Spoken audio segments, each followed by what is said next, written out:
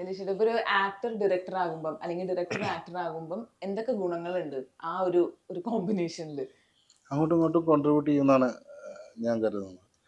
ഇപ്പം ഒരു ആക്ടർ എന്ന നിലയിൽ ഞാൻ പല സിനിമകളിൽ വർക്ക് ചെയ്യുന്നു. ഒരുപാട് പല ഡയറക്ടേഴ്സിൻ്റെ കൂടെ, പല റൈറ്റേഴ്സിൻ്റെ കൂടെ, പല കോ ആക്ടേഴ്സിൻ്റെ കൂടെയൊക്കെ സ്പെൻഡ് ചെയ്യാനും വർക്ക് ചെയ്യാനും പറ്റുന്നത് എന്നെ ഇങ്ങനെ അപ്ഡേറ്റ് ചെയ്തുകൊണ്ടിരിക്കുക. എൻ്റെ പ്രീവിയസ് സിനിമ കഴിഞ്ഞിട്ട് 1-2 വർഷം കഴിഞ്ഞിട്ടായിരിക്കും എൻ്റെ അടുത്ത സിനിമ സംഭവിക്കുന്നത്. അതിനിടയ്ക്ക് ഇൻഡസ്ട്രിയിൽ ഉണ്ടാകുന്ന പുതിയ വേവുകൾ, പുതിയ ഡയറക്ടേഴ്സ്, അവരോടൊപ്പം വർക്ക് ചെയ്യാൻ, അവരുടെ ആശയങ്ങൾ, അവരോട് ഒരു സിനിമയിൽ അഭിനയിക്കുമ്പോൾ അവരോട് സ്പെൻഡ് ചെയ്യാനും കൂടെ പറ്റുകയാണ്. അപ്പോൾ അങ്ങനെയുള്ള എല്ലാ തരത്തിലും നമുക്ക് കുറച്ചുകൂടെ ഒരു ഡയറക്ടർ എന്ന നിലയിൽ അപ്ഡേറ്റ് ആവാൻ പറ്റുന്നുണ്ട് എന്നെനിക്ക് എപ്പോഴും തോന്നാറുണ്ട്.